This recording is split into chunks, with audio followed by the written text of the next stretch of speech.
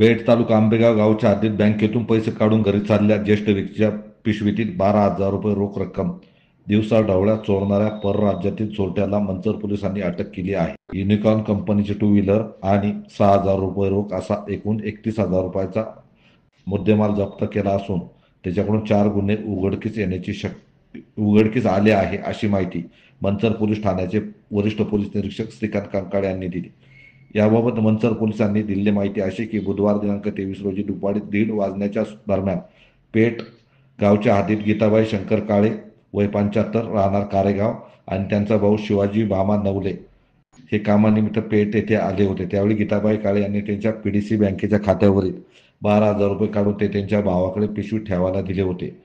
दोघेही घरी जात असताना दुचाकीवर आलेल्या 2 अज्ञात चोरट्यांनी त्यांच्या पिशवीला हिसका मारत पैसे चोरून नेले. दरम्यान दिवसा ढवळ्या घडलेल्या या घटनेमुळे परिसरात दहशतीचे वातावरण पसरले.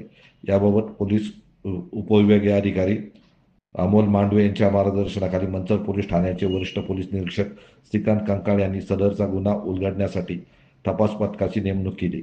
शुक्रवार दिनांक 25 रोजी मंचर पोलीस ठाण्याच्या हद्दीत एक संशयरित्या दुचाकी मिळून आली. त्या दुचाकीवरील एक इसम पळून गेला होता. मात्र दुसऱ्या व्यक्तीस मंचर पोलिसांनी ताब्यात घेत अटक केली असता त्याने पेठ येथे चोरी केल्याचे सांगितले.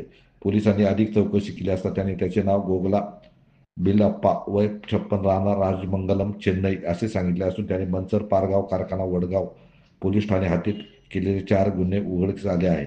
सदर आरोपी हे परराज्यातील चेन्नई येथील रहिवासी असून त्यांनी महाराष्ट्रात विविध ठिकाणी गुन्हे केले असण्याची शक्यता आहे.